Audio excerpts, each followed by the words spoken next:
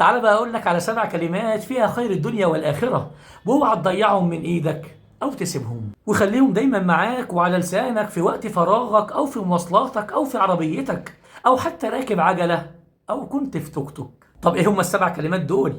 تعال أقول لك، بس مش أنا اللي هقول لك، سيدك النبي صلى الله عليه وسلم هو اللي هيقول لك وهيبشرك بيهم، بس بعد ما تصلوا عليه صلى الله عليه وسلم.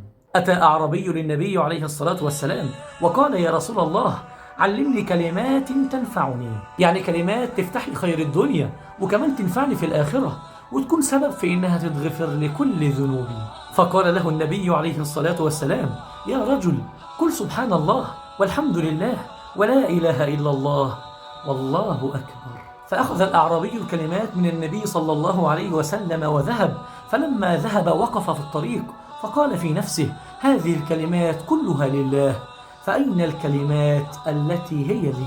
فرجع مرة أخرى إلى النبي صلى الله عليه وسلم، فتبسم النبي عليه الصلاة والسلام وهو جالس مع الصحابة وقال: تذكر البائس أي الفقير. فقال: يا رسول الله، سبحان الله والحمد لله ولا إله إلا الله والله أكبر هي كلها لله، فأين الكلمات التي هي لي؟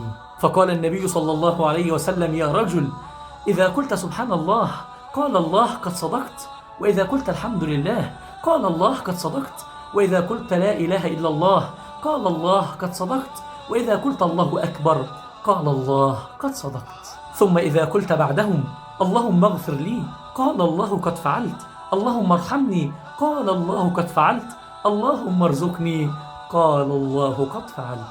فاوعى تنسى ال7 دول أو تضيعهم من إيدك بعد كده. سبحان الله والحمد لله ولا إله إلا الله والله أكبر، وتقول بعدهم: اللهم اغفر لي، اللهم ارحمني، اللهم ارزقني. فعدهم الأعرابي على يده 7 فأخذهم وذهب.